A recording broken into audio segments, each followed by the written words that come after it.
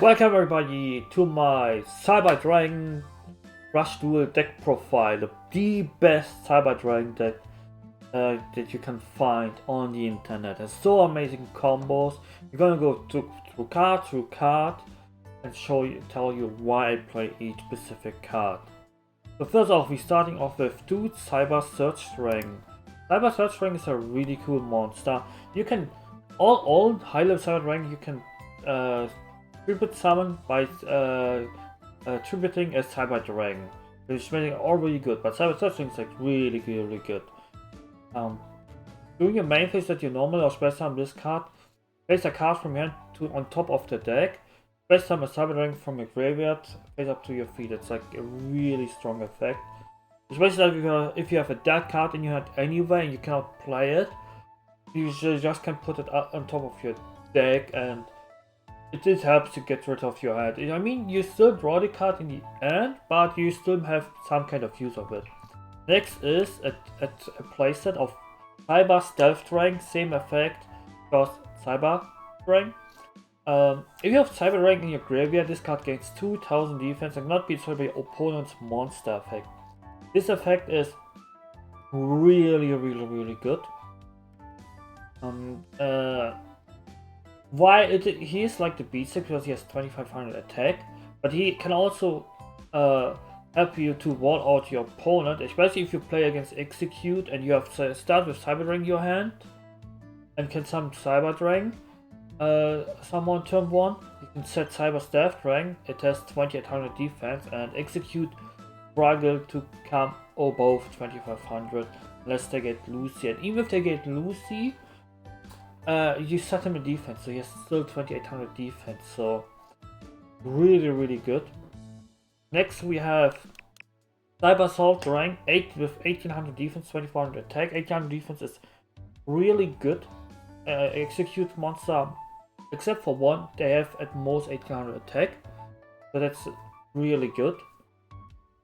Same effect is also Cyber Dragon, but also you can put the Cyber Dragon from your grid on top of your deck. If you need of a Cyber Dragon, or you want to guarantee that you get a Cyber Dragon next turn, you can just put it on top of your deck.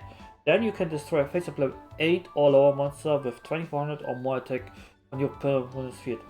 The effect is rather specific, but 1800, the stats are really good, and it's the card I love to play. It's really good when it comes. Then we have Acebreaker. Wait a moment.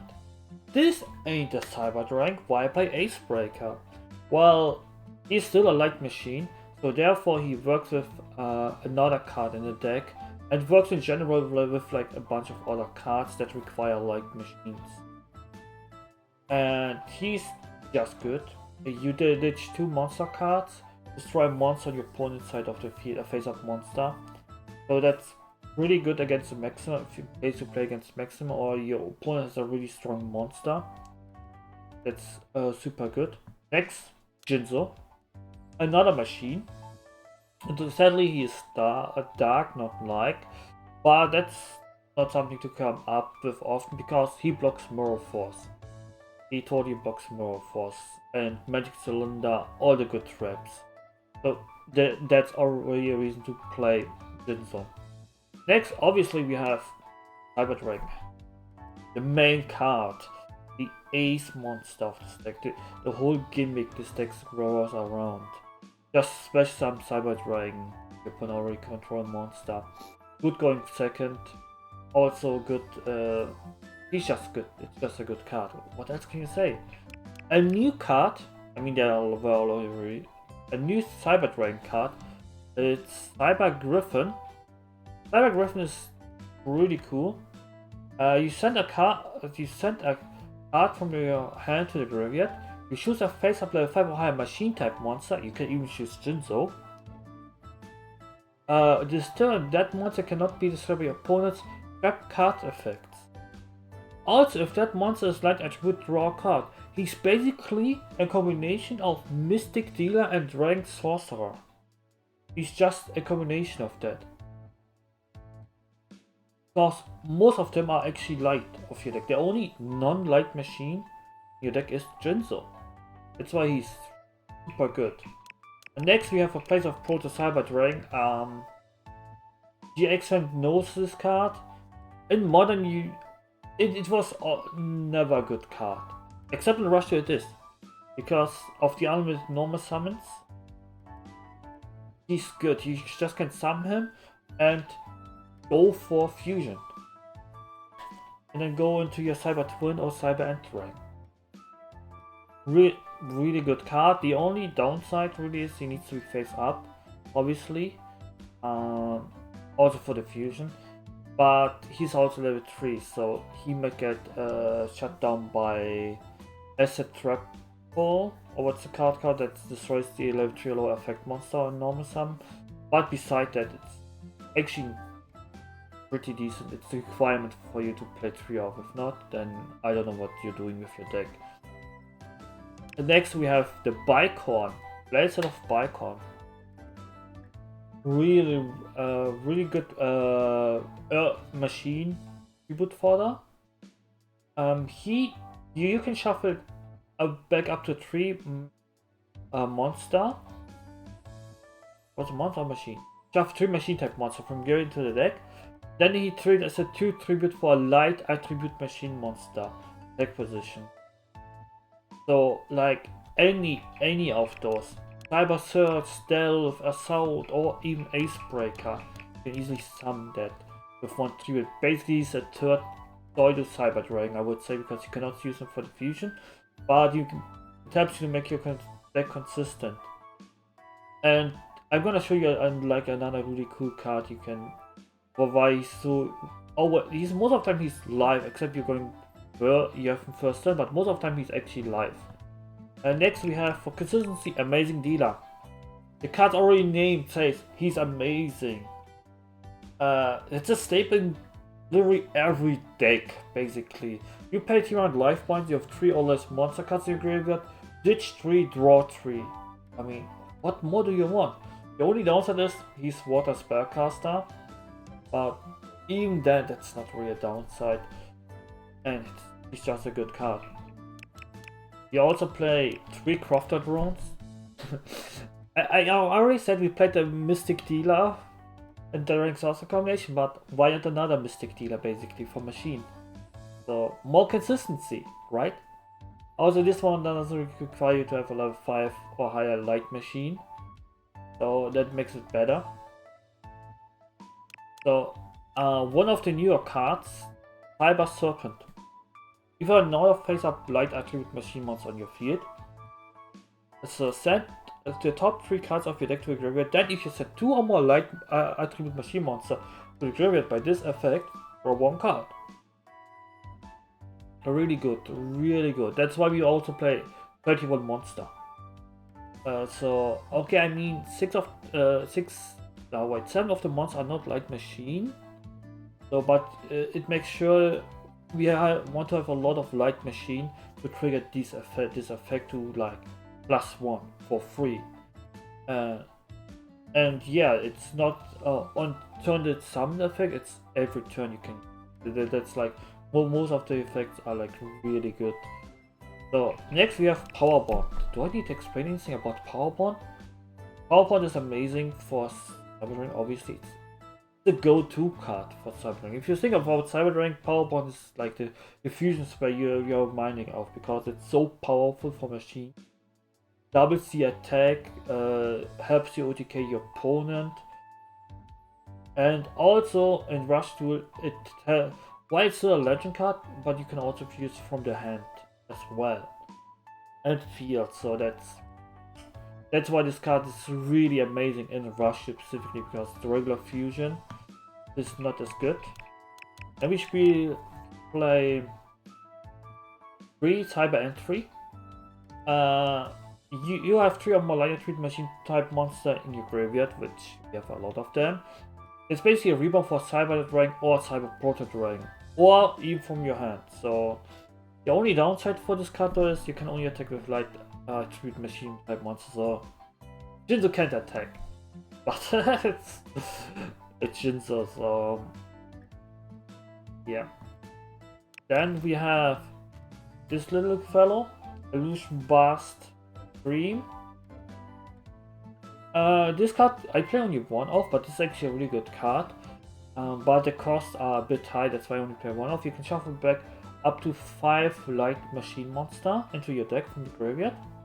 Then you also need to control to level 5 or higher light attribute machine, so the costs are a bit high. But you can destroy any card on the field, which makes this good. Well, we don't have Dark Hole because we play Power Bond, but this is like close to Dark Hole. I mean, you just destroy one card, but you can also destroy a back row, which makes this card super consistent to use. And you quickly gain, especially with Cyber Serpent, you already milled 3, then you milled to draw a card. You easily get 5 of them in the graveyard. But we don't want to play too many of this because at turn 1 this card is a break.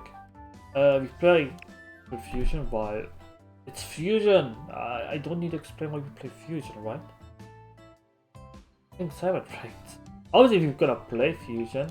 And last, Mirror Force. I mean, with 3 legend cards, so why not play 3 legend cards? And Mirror Force is just the best trap. Other good traps would be Magic Cylinders, like really good, but Mirror Force is just destroy the monster. Or Torrential Tribute is also like good, but Torrential Tribute is like really hard to use. You need to know, is this the last time your opponent's gonna do? Or if he had already a board established, then Torrential Tribute does nothing. Therefore the go for most players is actually Mirror Force. It's probably the most played legend card. So then we play our extra deck. 3 Cyber End Dragon. It requires 3 Cyber Dragon, does piercing damage. 4k. People play maximum monster. This is our maximum monster. It's even more consistent than maximum monster. Because you don't need like the specific. I mean, you still need the specific cards, but you have like 6. We have like 9 Cyber Dragon cards. If you can count the spell cards, we have 9 Cyber Dragons basically in our deck. So therefore, it's easier. He's still hard to summon, but it's still a good. It's still. Why not? Why not do you have the option, especially in a mirror match?